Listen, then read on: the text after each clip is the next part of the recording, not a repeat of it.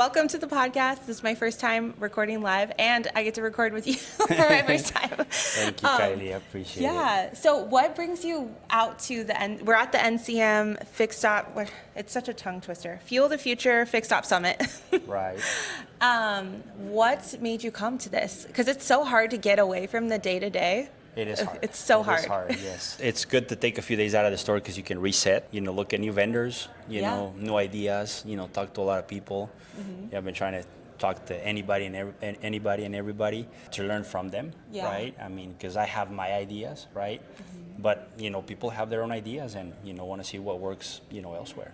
So that's a nice perspective because I know, like, when I first started and we'd come to events, it's like everyone was running away and no one wanted to talk to anyone. And it's changed so much over the years. Like everyone's asking questions. They want to actually talk and see all the vendors. Like, so it's not as scary as a vendor, Correct. People aren't running away. Yes. So as far as tech goes, what are some of the things you're really looking for right now for your dealership and things that you guys are going through? As for technicians? Like technology. Technology. Okay. So technology, I think the future is going to be AI. We're working with Blink AI. Oh, okay. So that's helping us a lot with appointments, right? That's a big deal. That is a big deal. I've seen a huge increase there with just that. Wow.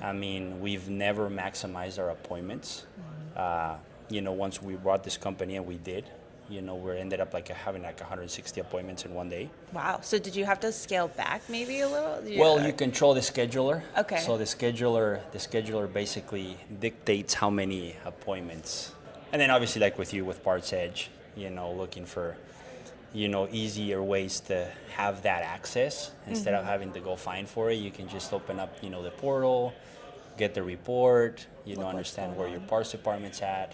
You've been working with us for a while, so what keeps you using PartsEdge? Like, what are some of the things that we continue to do that is it that security? You just know that things are happening and you can just, see that pulse of your inventory and trust? I think it's everything, Kaylee. It's the service. It's the consistency, knowing that every day, the sources are going to be, organized, that we're going to have the parts where they need to be. Knowing that the reporting is accurate, right? That if I open up, the support portal at PartsEdge and I ask for a report, it's there and it's consistent, right? So for me, having 3 stores, it's super important to know that because I don't want to spend time, calling the parts manager, asking a bunch of questions. I can do my research in a few minutes. Yeah. And then I can call the parts manager, hey, where are we at with this? Or where are we at with that? That's a good point. So it's really good.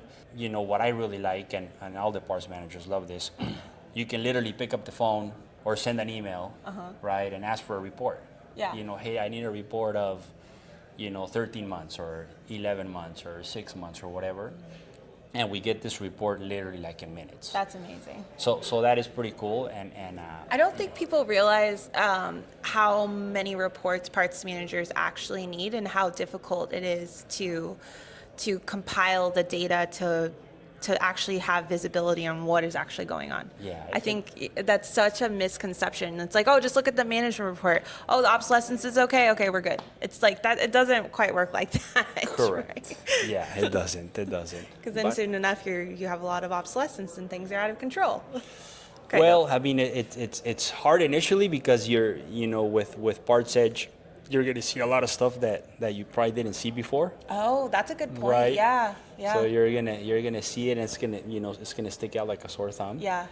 But at least, and now you see it every day, so it gives you the opportunity to fix it. Yes, right? and that's how you make change. Is like once it's in there, you're like, okay, I know I have to do this, and these are the things. And then of course, the advice, from you, from Chuck, the years of experience. It's always just like this. You come over here to the summit. And you're talking to all these different people, right? And they have their experiences. Same with PartsEdge. Yeah. So I know I've, maybe I don't have a whole lot of questions now, but initially, I would call a lot. Hey Chuck, this, or hey Kaylee, this or that or the other. Yeah. And then once you get it tuned. Yeah, you're just tuning good. it up every now and that's cleaned up. I didn't even introduce you or where you're at. Oh, yes. So tell everyone who you are and my name where is you're Robert at. Perez, and I'm the Fixed Operations Director for the South Texas Auto Group. South Texas Auto Group, we have 3 stores here in the U.S. South Texas Buick GMC, which is a Buick GMC store in McAllen, Texas. And then we have Toyota FAR, which is a Toyota store in FAR, Texas. Okay. And then we have South San Antonio Buick GMC, which is a Buick GMC store in San Antonio, Texas. Awesome. So those are the 3 stores that we have, here in the U.S. That's pretty much it. I mean, are you excited about the rest? Because this is day 2, so. Yes. Yeah. I am. I mean, I've learned a lot. So far, yeah?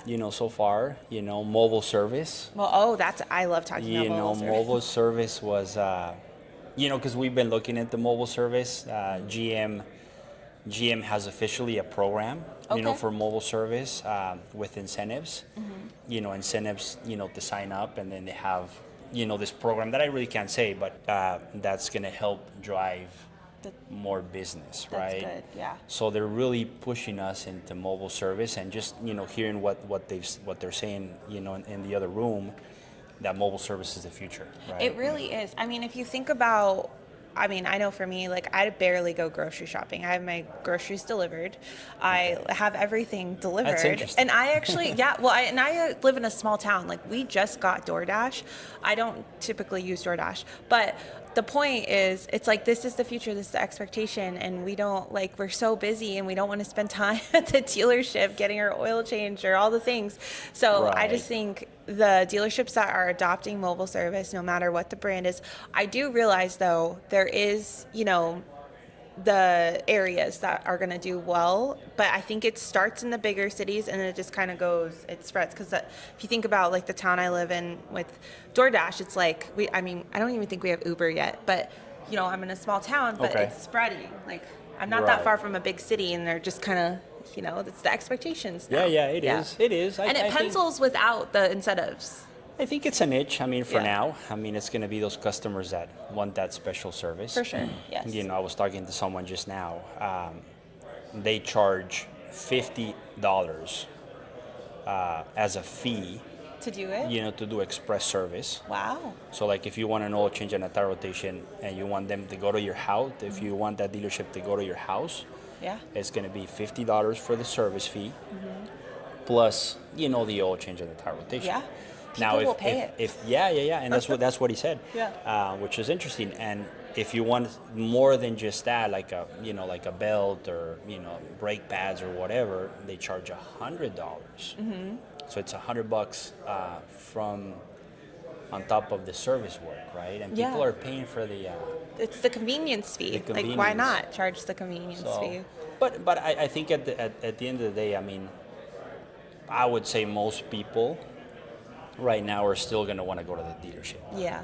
Right. Don't be careful, though. Don't assume. You got to test it out. I know. Well, I'm excited. Thanks for coming on the thank you, podcast. Kaylee. It's always great to talk to you. Yes, ma'am. Thank you. All Appreciate right. it. Thank you. Thanks.